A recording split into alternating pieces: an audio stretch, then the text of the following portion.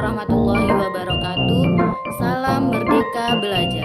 Perkenalkan, saya Meita Yaroh, Kepala Sekolah KB Sebiduk Sahaluan Cutmutia, Desa Karangjadi, Kecamatan Blitang 3, Kabupaten Oku Timur. Setelah mengikuti pelatihan mandiri di platform Merdeka Mengajar, pada kesempatan ini saya akan melaksanakan aksi nyata penyebaran pemahaman pada topik 1, yaitu Merdeka Belajar. Diharapkan setelah mengikuti pelatihan mandiri Merdeka Belajar, guru mendapat yang pertama, pemahaman, gagasan, dan prinsip pendidikan berdasarkan pemikiran Ki Hajar Dewantara. Yang kedua, pemahaman untuk memfasilitasi murid agar tumbuh sesuai dengan kodratnya. Dan yang ketiga, penerapan pembelajaran yang memerdekakan murid. Modul Merdeka Belajar yang akan kita pelajari ada 5. Yang pertama, mengenali dan memahami diri sebagai pendidik. Yang kedua, mendidik dan mengajar. Yang ketiga, mendampingi murid dengan utuh dan menyeluruh. Yang keempat, mendidik dan melatih kecerdasan budi pekerti.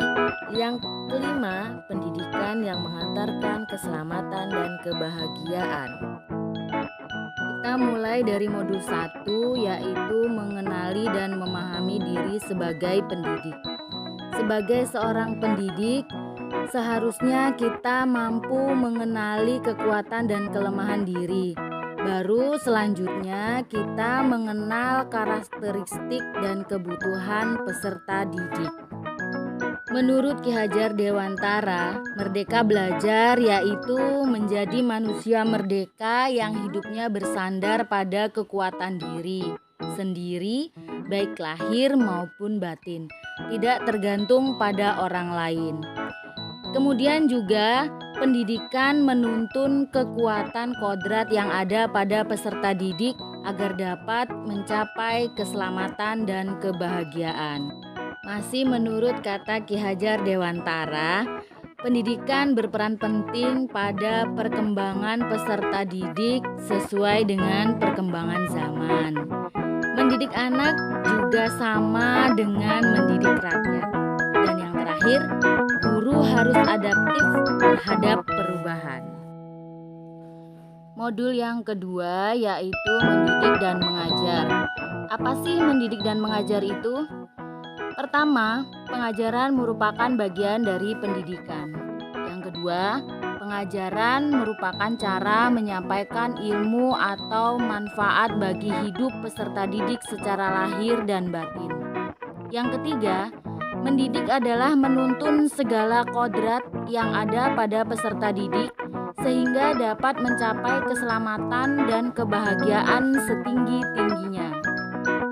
Yang keempat, pendidikan tidak sekedar memberikan pengetahuan, namun mendidik keterampilan, berpikir, dan mengembangkan kecerdasan batin peserta didik.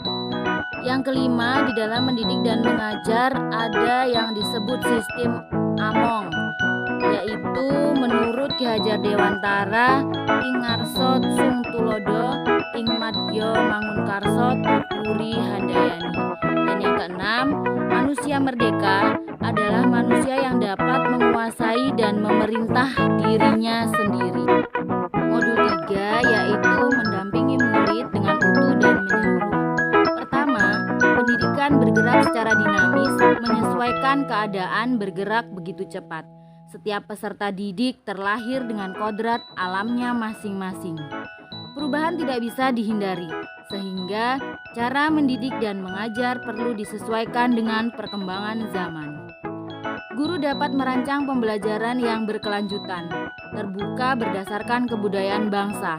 Hal ini sesuai dengan asas trikon yang dikemukakan oleh Ki Hajar Dewantara, yaitu kontinu, konvergen, dan konsentris.